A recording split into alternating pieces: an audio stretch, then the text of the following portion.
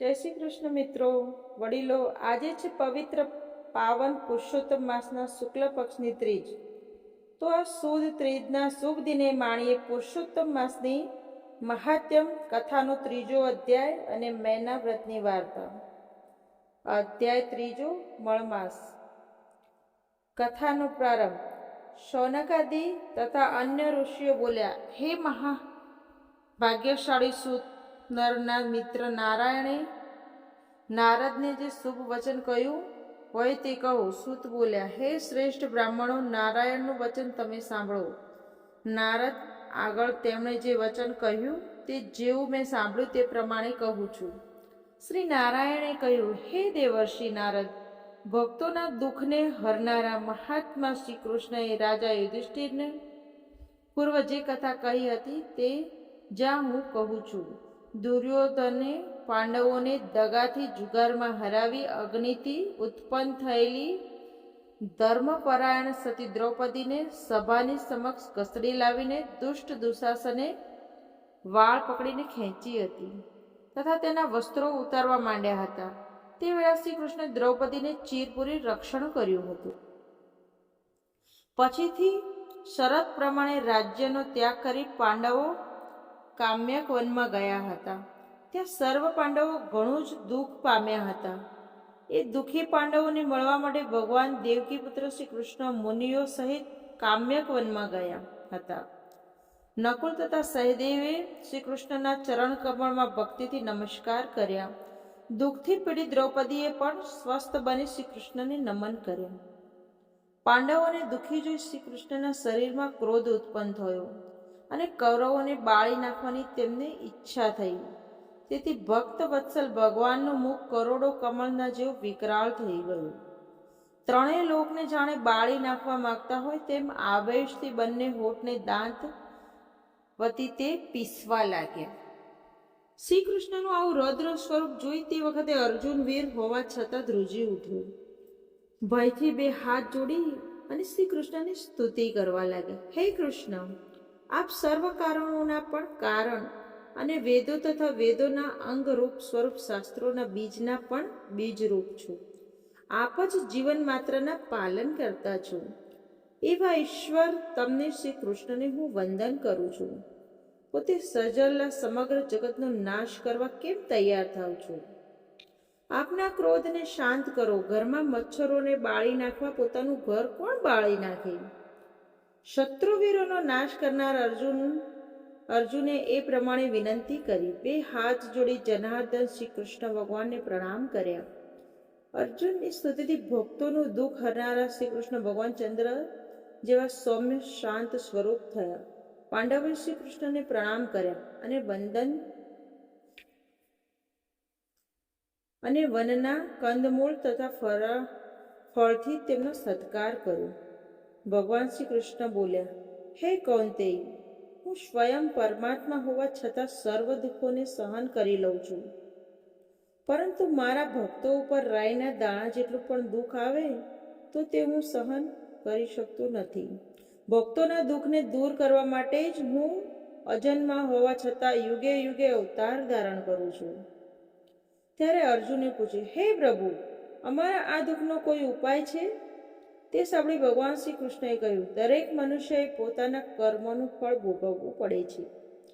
આ કર્મ બંધનોમાંથી મુક્ત થવા માનવીએ જપ, તપ, વ્રત, ઉપવાસ, કથા, પઠન, શ્રવણ, દાન, ધર્મ આદિ પુણ્યના કામ કરવા જોઈએ.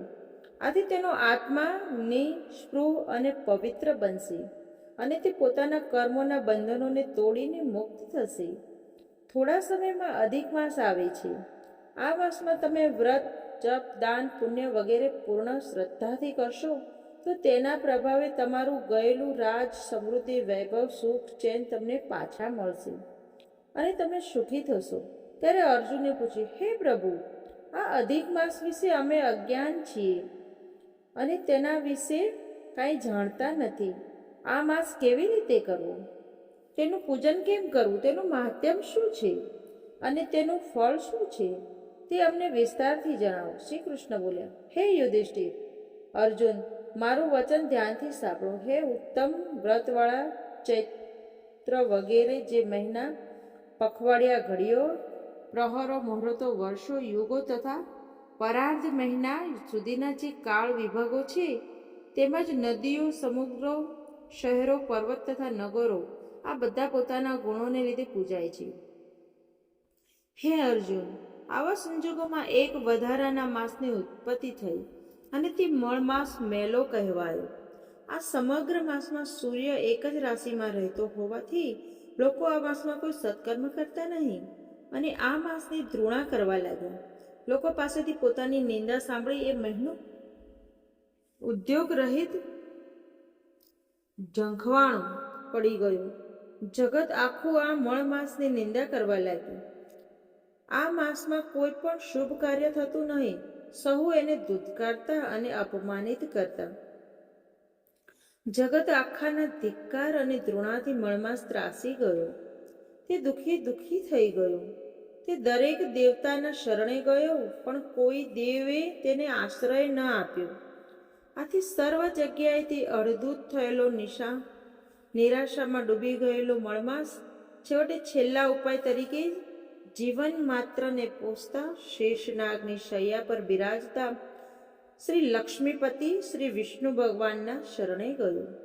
અમૂલ્ય રત્નજડિત સિંહાસન પર બેઠેલા વિષ્ણુ ભગવાનના દર્શન કરી તે વેળા પૃથ્વી પર દંડવત પ્રણામ કરી તેણે રડવા માંડ્યું. તે ગળગળી વાણીથી તેણે લક્ષ્મીપતિને પોતાનું દુઃખ કહ્યું. હે બૃહન્નાથ, નારદીય પુરાણના પુરુષોત્તમ મહાત્મનો મળમાસ કથાનો પ્રારંભ નામનો 3જો અધ્યાય સંપૂર્ણ. હવે પતિત પાવન પુરુષોત્તમ માસની કથાનું રસપાન કરીએ. મેના વ્રતની વાર્તા આપણે સાંભળીએ. એકવાર બ્રહ્મશ્રી વશિષ્ઠના પત્ની સતી અરુંધતી કૈલાશ શિખર પર આવ્યા. પાર્વતીએ સતીને અતિ માનપાન દીધા, જળપાન કરાવ્યા. એ પછી અરુંધતી પૂછવા લાગ્યા, હે ભવાની, આ પવિત્ર પાવન અધિક માસમાં મારે કયું વ્રત કરવું જોઈએ, જેથી કરીને અખંડ સૌભાગ્ય અને સંતતિની પ્રાપ્તિ થાય? આપ મને એ શ્રેષ્ઠ વ્રતની વિધિ વિશે કૃપા કરીને કહો ને. ત્યારે જગતજનની જગદંબા પાર્વતી બોલ્યા, હે દેવી, તમે પુરુષોત્તમ માસમાં કયું વ્રત કરવું તે વિશે પૂછ્યું છે, તો સાંભળો. એવું વ્રત મેના વ્રત છે. જે અરુંધતી બોલ્યા, હે માતાજી, એ વ્રતનો મહિમા શું છે? એ વ્રત કેવી રીતે કરવું? તેની વિધિ વિધાન શું છે? અને તે વ્રત કરવાથી શું ફળ મળે છે, તે મને વિગતથી જણાવો. પાર્વતીજી બોલ્યા, એકવાર હું અને શિવજી સોગઠે રમતા હતા, ત્યારે મારા માતાજી મેનાવતી પધાર્યા. મેં તેમનું સારી રીતે સ્વાગત કર્યું.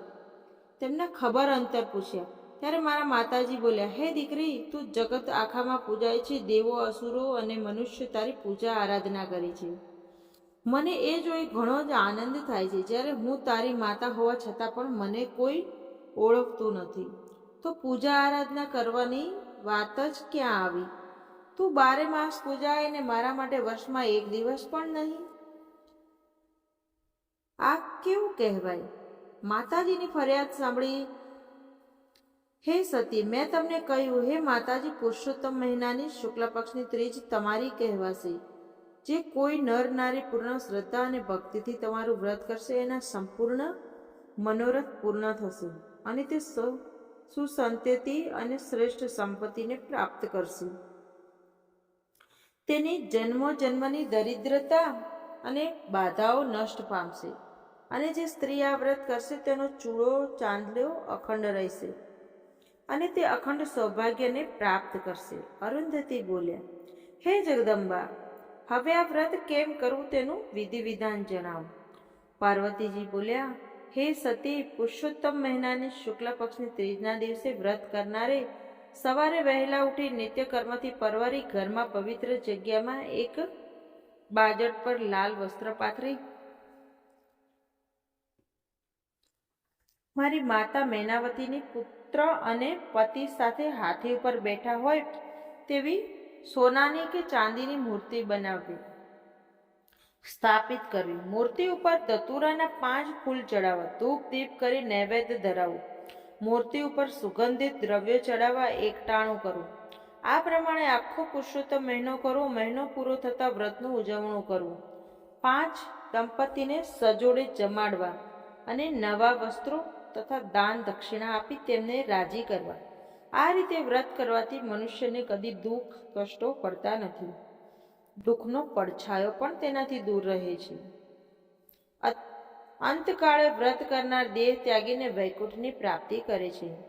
મેના વ્રત જે કરે તેના કોડ પૂર્ણ થાય છે. રિદ્ધિ સિદ્ધિ રહે, સેવામાં દુઃખ દરિદ્રતા દૂર થાય. હે માં ભવાની, જેવા મેના દેવીને ફળ દીધા એવા અમને પણ દેજો.